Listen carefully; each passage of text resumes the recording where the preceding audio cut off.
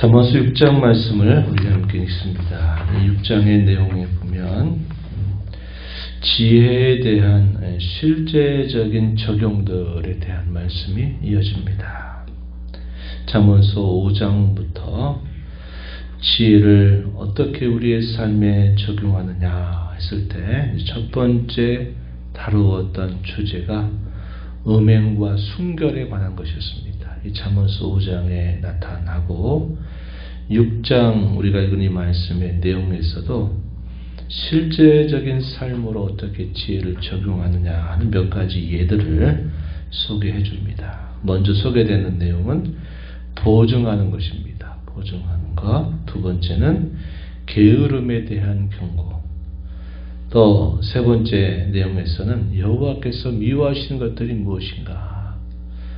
성도들이 이 땅에 살면서 늘 조심해야 될 것들, 여호와께서 미워하시는 것들에 빠지지 않도록, 행하지 않도록 해야 된다 하는 것들을 말씀해 주고, 마지막 부분요, 20절부터 마지막 길게 35절까지 내용에서는 음행에 대하여 또다시 이야기를 해줍니다. 그래서 5장에서 음행에 대한 이런 이야기들을 쭉 권면을 했는데, 이 6장의 말미에서도 역시 그 문제를 또 다루고 있다 하고요. 또 7장에 가서도 이 문제를 또 다루고 있습니다. 그래서 사람의 관계에 있어서 이런 음행의 문제들이 얼마나 이 뿌리가 깊은가 하는 것들을 우리가 이런 걸 통해서 살펴볼 수 있겠습니다. 좀 순서를 바꾸어서 음행에 대한 말씀 먼저 잠깐 함께 짚어보도록 하겠습니다. 이 음행에 대한 권고의 말씀을 주기 전에 중요한 교훈을 덧붙여 줍니다. 먼저 20절부터 쭉 소개되는 말씀이에요. 20절부터 23절까지 내용입니다. 한번 다시 한번 보세요. 내 아들아, 내 아비의 명령을 지키며 내 어미의 법을 떠나지 말고 그것을 항상 내 마음에 새기며 내 목에 매라. 그러면 그것이 내가 다닐 때 너를 인도할 것이고 내가 잘 때 너를 보호할 것이고 내가 학교할 때 너와 더불어 말할 것이다. 이렇게 약속합니다.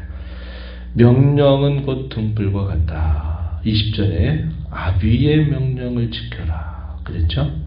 법은 빛이다 이렇게 말했습니다. 내 어미의 법을 떠나지 말아라 20절에서 말했는데 23절에서는 법이 곧 빛이다. 훈계의 책망은 곧 생명의 길이다. 이러한 말씀을 주면서 그것이 내가 다닐 때, 잘 때, 깰 때 너를 지켜주고 너를 인도하고 너를 보호하고 너에게 말해줄 것이다. 이렇게 이야기합니다. 그렇게 되면 그것이 너를 지켜서 악한 여인에게 또 음녀에게 빠지지 않도록 해줄 것이다. 이렇게 말합니다. 만약에 이러한 것들을 마음에 두지 않는다면 이 음료로 말미암아서 어떻게 되는가? 26절 보면 한 조각 떡만 남게 되고 음란한 여인이 귀한 생명을 사냥할 것이다. 이렇게 말합니다. 27절, 28절 분명한 예를 통해서 확실하게 교훈을 전달해 주죠. 사람이 불을 품에 품고서 어떻게 그의 옷이 타지 않겠고 사람이 숯불을 밟고서 어찌 그의 발이 되지 않겠느냐. 가까이 하지 말라는 겁니다. 가까이 하게 되면 반드시 그 영향을 받게 되기 때문에 그렇게 된다는 거죠. 그렇게 하지 않을 경우에는 결국 이러한 유혹에 빠져들게 되면서 결국 한 조각 떡만 남게 되고 귀한 생명이 사냥당하듯이 그가 큰 해악을 받게 될 것이다. 이렇게 경고를 해주고 있습니다. 간음하는 자와 배가 고파서 음식을 도둑질하는 자를 비교하는 내용이 그 이하에 소개가 됩니다. 도둑은 벌금으로 죗값을 치를 것이다. 그러나 간음은 투기하는 남편의 분노에서 결코 벗어날 수 없고 일생 동안 그 치욕을 안게 될 것을 경고한 것입니다. 29절에도 보면 도둑이 많이 줄일 때 배를 채우려고 도둑질하면 사람이 그를 29절에 남의 아내와 통관하는 자는 이와 같을 것이다. 그를 맞이는 자마다 벌을 면하지 못하게 될 것이다. 이렇게 말했습니다. 또 32절에 보면 자기 영혼을 망하게 한다. 상함과 능욕을 받고 부끄러움을 실 수 없게 된다. 34절에서는 남편이 투기로 분노하여 원수 갚는 날에 용서하지 않고 어떤 보상도 받지 아니하고 많은 선물을 줄지라도 듣지 않을 것이다. 이렇게 말해서 이 음행에 대해서 엄숙하게 경고하는 그런 말씀을 주고 있다 하는 겁니다. 앞으로 가서 이제 쭉 다루는 적용들, 지혜에 대한 두 번째 적용의 메시지가 뭐냐면 보증에 대한 경고의 메시지입니다. 1절부터 5절에 보면 보증에 대한 것입니다. 경제적인 부담을 이행할 수 없는, 그럴 수 있는 능력이 없는 사람이 어떤 금전적인 거래에 책임을 지는 것은 잘못된 것이다. 지혜롭지 못한 것이다. 그릇된 것이다. 라고 우리에게 알려주는 겁니다. 1절에 보면 내 아들아 내가 만일 이웃을 위하여 담보하며 타인을 위하여 보증하였으면 내 입의 말로 내가 얽혔고 내 입의 말로 인하여 잡히게 되었다. 이렇게 말합니다. 자신이 그런 경제적인 일들을 책임질 만한 능력이 없음에도 그런 금전거래에 대해서 내가 책임을 지겠다 하는 것은 바람직하지 않은 일이다. 이렇게 가르쳐 줍니다. 내가 한 말로 내가 얽힌 것이다. 너희의 입의 말로 인하여 내가 잡히게 된 것이다. 이렇게 말합니다. 그래서 그렇게 되었을 때는 빨리 그 문제로부터 벗어나도록 해야 된다. 스스로 구원하라. 이렇게 말해 줍니다. 3절 끝에 가서 보면 너는 곧 가서 겸손히 내 이웃에게 간구하여 스스로 구원하라. 이렇게 권면을 합니다. 이러한 일들에 있어서 항상 조심할 것 경고하고 있죠. 5절 끝에서도 보게 되면 뭐라고 말합니까? 스스로 구원하라. 노루가 사냥꾼의 손에서 벗어나는 것처럼 새가 그물 치는 자의 손에서 벗어나는 것처럼 너 스스로를 구원하라. 이렇게 권면을 해줍니다. 세 번째죠. 앞에서 5장에서도 쭉 보던 세 번째 이 지혜에 대한 실제적인 적용으로는 게으름에 대해서 경고하는 말씀이 주어집니다. 게으름. 그에 대한 반대되는 부지런한 예로서 개미에 대해서 언급을 하죠. 이에 대한 부분들은 더 뒤에 가서도 또 우리가 살펴볼 수 있는 부분입니다. 30장 가서 보게 되면 이 개미를 지혜를 배우는 데 있어서 좋은 스승처럼 소개하고 있는 내용이 주어져요. 6절에 보면 게으른 자여 개미에게 가서 그가 하는 것을 보고 지혜를 얻으라. 개미는 두령도 감독자도 통치자도 없지만 먹을 것을 여름 동안에 예비해서 추수 때 양식을 모은다. 이 개미의 지혜로운 그런 행동 모습들을 통해서 하나의 교훈으로 삼을 것을 가르쳐 주는데 부지런히 살라라는 것을 권고해 주고 있습니다.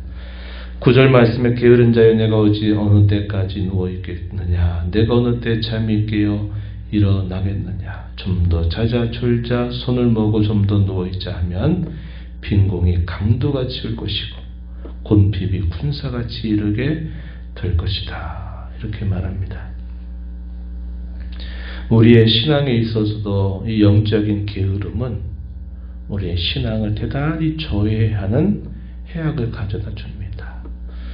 일상적인 삶에서의 게으름이야 두말할 필요가 없고 우리의 신앙 세계에 있어서도 더더욱 이 영적인 게으름은 우리가 늘 조심해야만 된다 하는 거죠. 성경은 우리가 신앙으로 더 깨어있고 또 영적인 싸움에서 우리가 승리하기 위해서는 반드시 하나님께서 우리에게 주신 은혜의 수단들을 우리가 부지런히 사용할 것을 우리에게 촉구하고 있습니다. 우리의 힘과 능으로 우리가 이 영적인 대적인 사탄을 이겨낼 수가 없고 이 영적인 세력들을 우리가 꺾어낼 수 없는 이상 하나님께서 우리에게 주신 은혜의 수단들, 신적인 무기들을 우리가 잘 사용하도록 부지런히 그것을 훈련하는 자세가 우리에게 요구된다 하는 겁니다. 우리에게 좋은 무기가 주어져 있고 강력한 무기가 우리에게 주어져 있어도 그것을 부지런히 훈련하지 않아 보세요. 그러면 사용할 줄을 모르게 되는 것이고 영적인 싸움에서 우리는 결국은 패배를 또다시 경험할 수밖에 없는 일이 따라오게 된다 하는 것입니다. 그래서 우리가 이런 말씀들을 보면서 우리가 신앙적으로 게을러지지 않도록 또 더 나아가서는 주께서 우리에게 주신 이 신적인 무기들로 비유되는 것들 그런 것들을 부지런히 사용하는 자세를 가져야 하겠다 하는 겁니다. 우리가 처음에 읽었던 말씀 20절부터 23절의 내용은 그에 대한 좋은 예를 우리에게 주는 것이죠. 아버지의 명령을 지키고 어머니의 법을 떠나지 말고 마음에 항상 새기고 목에 매게 메어라. 그러면 내가 다닐 때 인도할 것이고 잘 때에도 너를 보호할 것이고 내가 깰 때에도 너와 더불어 말할 것이다. 그래서 이런 주의 유혹으로부터 너를 건져 줄 것이다. 이렇게 말하고 있는 것이죠. 그래서 우리가 이 영적인 부지런함 이것을 우리가 20절부터 23절에 있는 이 말씀과 연결시켜서 우리가 볼 수도 있다 하는 것입니다. 가운데 부분에 주어지는 말씀은 여호와께서 미워하시는 것에 대한 예를 들고 있습니다. 불량하고 악한 모습은 그 몸의 지체를 통해서 반드시 나타나게 되어 있습니다. 또 그것은 결국 다툼을 일으키기도 한다라고 말해줍니다. 12절, 13절, 14절 그렇게 말하죠. 여호와께서 미워하시는 제목들이 이하에 쭉 소개가 되는데요. 16절 이하에 보시면 여호와께서 미워하시는 것 곧 그의 마음에 싫어하는 것이 옛요구까지다. 곧 교만한 눈, 거짓된 혀, 무지한 자의 피를 흘리는 손, 악한 개그를 꾀하는 마음, 빨리 악으로 달려가는 발, 거짓을 말하는 망령된 증인, 그리고 형제 사이를 이간하는 자, 이것은 여호와께서 미워하시는 것들이다. 이렇게 이야기합니다.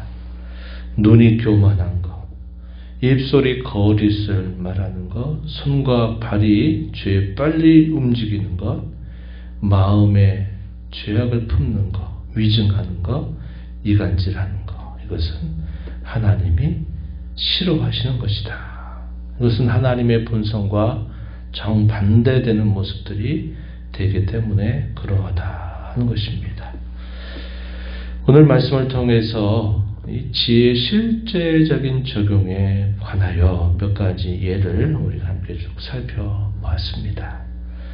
그리고 여호와께서 미워하는 것을 말씀하시면서 그렇게 미워하시는 것들에 대하여 항상 주의하여 행할 것을 우리에게 가르쳐 주고 있는데, 이렇게 우리가 살기 위해서 결국은 어디로 돌아가야 될까요? 다시 근원으로 돌아가야죠. 그 근원이 뭐겠습니까? 우리의 마음을 무엇으로 채우느냐 하는 것에 달려있다는 거죠. 하나님의 말씀, 또 그분의 은혜로, 또 성령으로 충만해지는 것들, 그것들이 우리 마음속에 잘 채워지게 될 때 온갖 유혹으로부터 여호와께서 미워하시는 것들에 관하여 또 우리가 또 빠질 수 있는 죄의 올무로부터 우리를 건져 주신다는 사실들을 우리는 확인할 수 있다 하는 것입니다. 그러기 위해서 우리에게 주신 영적인 그런 소중한 것들, 말씀이나 기도나 우리가 하나님 앞에 우리를 세워가는 그런 선한 도구들, 그런 수단들에 대하여 우리가 부지런히 활용하고 훈련하는 자세를 계속 가져가는 것이 대단히 중요함을 다시 한번 배우게 됩니다.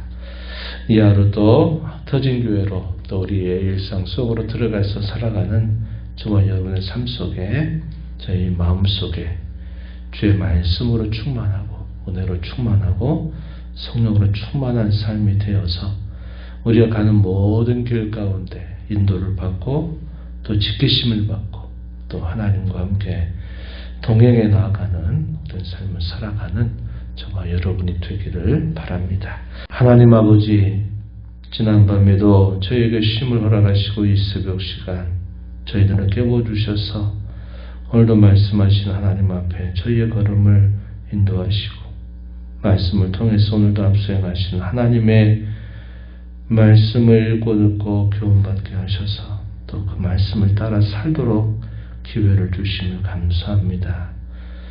저희가 살아가는 이 세상 속에 수많은 유혹거리들 또 죄의 올무들 얼마나 많은 해악들이 늘 우리를 기다리고 있는지 모릅니다. 이런 모든 일들에 대하여 특별히 하나님의 말씀으로 늘 저희의 삶이 무장이 되고 주의 은혜 가운데 늘 거하게 하시며 성령으로 충만함을 받아서 저희의 마음속에 주의 말씀을 채우고 지혜를 채우는 일을 통해서 하나님 저희들이 살아가는 이 모든 삶 속에 빠지게 신 모든 유혹과 죄와 해악으로부터 저희들이 벗어나는 삶이 되게 하시고 저에게 주신 하루하루의 삶을 통해서 주의 기쁨이 되고 영광이 되는 삶을 살아가도록 저희들을 새롭게 하시고 은혜로 풍성케 해 주시옵소서. 은혜의 보호자 앞에 나와 아버지 은혜를 구하는 모든 심령들의 간구를 기회를 주시며 응답하시기를 바라고 예수님 이름으로 기도하옵나이다. 아멘.